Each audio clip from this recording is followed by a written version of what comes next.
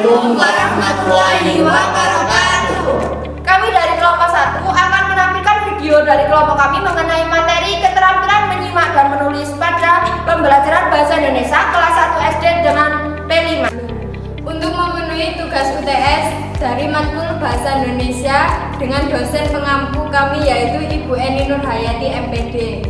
Sebelumnya perkenalkan anggota kelompok kami. Saya Sabda Matar Sadani Robi dengan NIM 22862018. Dan saya Maulina Prota Ayu dengan NIM 2286206063. Dengan saya Diandra Arif Ramawati dengan NIM 2286206025. Dengan saya Amalia Soliha dengan NIM 2286206012. Dengan saya Ahmad Yusuf Ardiansa dengan nomor NIM 2286206001. Pendidikan menyimak dan menulis adalah dua aspek penting dalam kemampuan berkomunikasi. Mereka memiliki peran penting dalam memahami, menyampaikan, dan berbagi informasi dengan orang lain. Sebelum kita mempelajari keterangan menyimak dan menulis pada pembelajaran bahasa Indonesia di kelas 1 SD dengan P5, kita akan menjelaskan terlebih dahulu apa itu menyimak dan menulis. Baik, sebelumnya saya akan menjelaskan mengenai menyimak. Menyimak merupakan mendengarkan secara khusus dan terpusat oleh objek yang disimak. Pada keterampilan menyimak ini diperlukan pemahaman, apresiasi, dan evaluasi dalam pelaksanaannya. Dengan menyimak dapat menambah ilmu dan meningkatkan intelektual serta memperkaya kosakata dan meningkatkan kepekaan kita terhadap pembicara. Sini saya akan menjelaskan tentang menulis. Menulis merupakan suatu keterampilan berbahasa yang dipergunakan untuk berkomunikasi secara tidak langsung dan tidak secara tatap muka dengan orang lain. Pada hakikatnya, menulis merupakan kegiatan yang berkaitan dengan perihal menulis. Selanjutnya saya akan menjelaskan tentang jenis-jenis menulis. Di sini jenis-jenis menulis dibagi menjadi 4. Yang pertama yaitu jenis menulis naratif. Jenis menulis naratif adalah jenis menulis yang berfokus pada cerita atau narasi. Yang kedua yaitu jenis menulis deskriptif. Jenis menulis deskriptif merupakan jenis menulis yang menggambarkan objek, tempat, dan orang. Yang ketiga yaitu jenis menulis eksposisi. Jenis menulis eksposisi adalah jenis menulis yang bertujuan untuk memberikan informasi dan menganalisis informasi. Yang keempat yaitu jenis menulis persuasif. Jenis menulis persuasif adalah jenis menulis yang meyakinkan orang dalam argumen dan pendapat tertentu. Di sini ada faktor yang mempengaruhi keterampilan menyimak dan menulis. Dengan memahami faktor-faktor ini, seorang dapat mengidentifikasi area di mana mereka dapat melakukan perbaikan atau pengembangan untuk meningkatkan keterampilan menyimak dan menulis. Pemahaman mendalam tentang faktor-faktor ini juga dapat membantu dalam proses pembelajaran dan pengajaran keterampilan. Ada beberapa faktor yang mempengaruhi keterampilan menyimak. Yang pertama, faktor keterampilan menyimak dibagi menjadi beberapa. Yang pertama, ada faktor fisik. Kondisi fisik merupakan peran penting dalam kemampuan menyimak. Faktor ini biasanya mencakup masalah fisik. Yang kedua, ada faktor psikologi. Faktor psikologi yang mencakup masalah-masalah seperti prasangka dan kurangnya simpati, kepicikan, kebosanan, dan sikap yang tidak layak. Yang ketiga ada faktor pengalaman. Sikap-sikap yang dimiliki seseorang adalah hasil dari pertumbuhan, perkembangan, dan pengalaman pribadi. Yang keempat ada faktor sikap. Secara umum manusia memiliki dua sikap. Yang utama yaitu menerima dan menolak, dan ini yang mempengaruhi cara mereka mendengar dan merespon. Yang kelima ada faktor motivasi. Jika kita mendapatkan hal yang berharga dari pembicaraan, kita akan termotivasi untuk mendengarkan. Yang kedua ada faktor keterampilan menulis. Di sini ada dua kategori yaitu yang pertama faktor internal dari diri dalam siswa itu sendiri seperti minat, motivasi, memilih kata-kata, dan mengungkap gagasan. Yang kedua ada faktor eksternal, faktor dari luar siswa seperti sarana dan alat yang tersedia, lingkungan sosial, penulis, menemukan referensi, dan fasilitas pendukung. Penerapan keterampilan menulis dan menyimak pada kelas 1 berbasis PIPA. Nah, tentu saja keterampilan menulis dan menyimak di kelas 1 ini bukan hal yang mudah karena kita mengajar pada kelas rendah yang tentu saja murid kita yaitu anak-anak di usia antara 7 tahun. Jadi nanti kita akan menggunakan metode yang kreatif dan menyenangkan bagi murid tersebut agar nantinya kita bisa terus mengawasi dan terus mengasih pembelajaran yang menyenangkan biar anak-anak tidak bosan. Baik, yang pertama ada pendekatan keterampilan menulis. Nah, ya tentu saja ada banyak sekali penerapan keterampilan menulis. Namun di sini saya akan menjelaskan yang pertama menggunakan metode keterampilan bermain. Jadi contoh kita bisa menggunakan permainan dalam pembelajaran tersebut, bisa menggunakan permainan teka-teki kata, bisa menggunakan pencocokan kata atau gambar, terus permainan yang lainnya yang bersifat edukasi dan mempunyai materi tentang keterampilan menulis. Terus yang kedua yaitu ada yang namanya menggunakan bahan nyata, benda nyata, menggunakan benda nyata. Jadi contohnya kita akan memberikan perintah untuk menuliskan suatu benda yang ada di sekitar kita.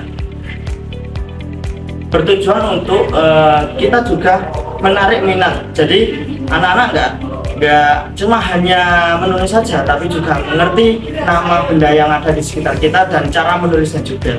Lalu yang ketiga adalah memberikan umpan balik yang positif. Jadi ketika murid-murid kita atau anak-anak kita sudah melakukan tugas yang kita suruh, tentu saja ini di keterampilan menulis ya, kita jangan sampai lupa untuk memberikan apresiasi kepada mereka meskipun cuma 1 kata 2 kata, karena apresiasi itu akan menumbuhkan semangat untuk belajar dan terus belajar kepada siswa kita. Jadi perlunya apresiasi. Mungkin itu saja yang untuk keterampilan menulis. Oke, baik, yang selanjutnya ada keterampilan menyimak. Tentu saja menyimak ini juga suatu hal yang mungkin kebanyakan orang menganggapnya ini materi yang biasa. Namun tentu saja ini berbeda ketika kita laksanakan di sekolah dasar, yang mana murid kita ini tidak mengerti dan tidak tahu sama sekali tentang keterampilan-keterampilan yang di persekolahan atau di pembelajaran. Nah, ini ada tips-tips ya, ada beberapa hal yang bisa membantu. Yang pertama adalah mendengarkan secara aktif. Jadi kita ajarkan murid-murid kita untuk mendengarkan secara aktif. Jadi kita seorang guru, kita bisa memberikan suatu cerita pendek. Kita berikan instruksi kepada siswa kita yang nanti bertujuan untuk pemahaman untuk menyimak.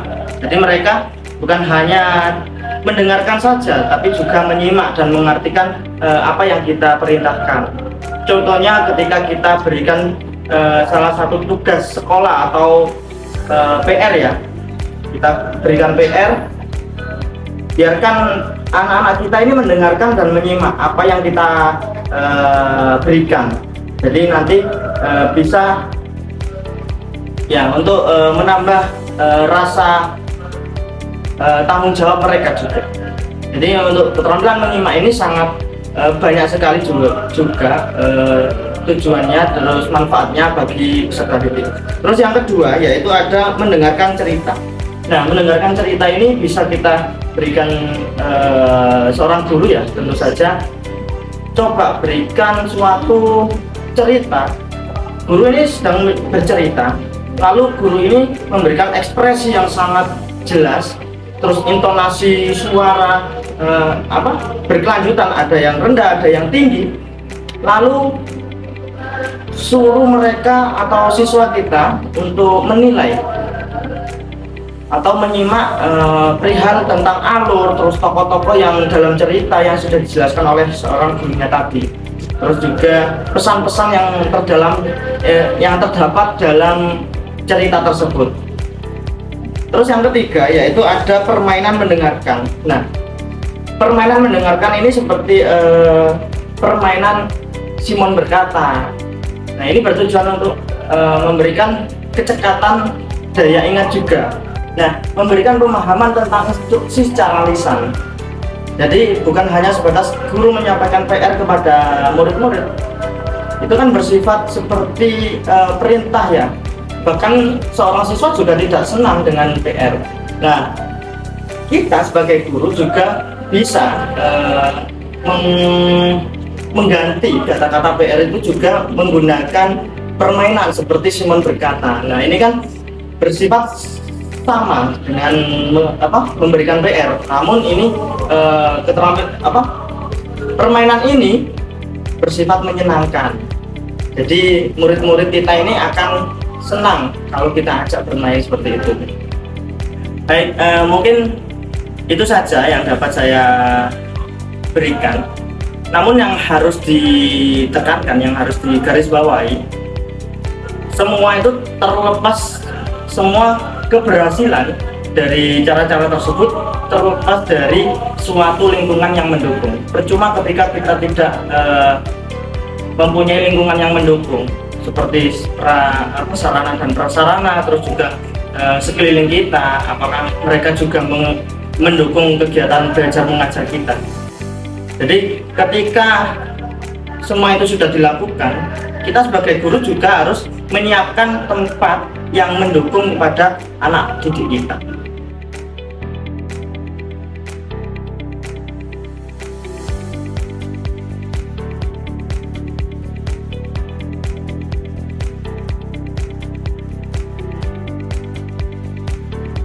Ya, setelah kalian sudah mengetahui mana sampah organik sama sampah anorganik, silakan sekarang saya memberikan tugas kepada anak-anak untuk mencari sampah organik dan sampah anorganik di sekeliling sekolah ini. Ya, jadi nanti bisa dikumpulkan jadi satu. Nanti kita pilih mana yang sampah organik sama sampah anorganik. Oke, silakan kalian bisa mencari di sekeliling kita. Baik, apakah sudah ada yang kalian temukan? Sudah. Oke, di sini saya ada tulisan yang menandakan nanti untuk sampah organik ditempatkan di mana dan sampah yang anorganik ditempatkan di mana. Sini ini ada tong sampah organik ya di sini. Lalu yang di satunya ada anorganik. Oke, silakan kalian taruh di bawah dulu sampahnya. Nanti silakan kalian cari mana yang organik sama non organik. Silakan sekarang dicari. Kita pilih yang organik dulu. Yang mana organik? Ya, silakan dimasukkan di sampah. Ini juga. Silakan dimasukkan di organik. Sekarang yang anorganik atau plastik. Mana yang plastik? Ini. Nah, dimasukkan di mana? Sambil dibaca di anorganik. Oke.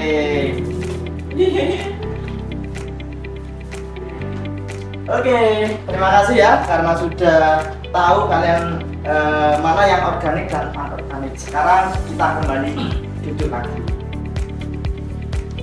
Sekian video dari kelompok kami, kurang lebihnya kami mohon maaf dan kami akhiri.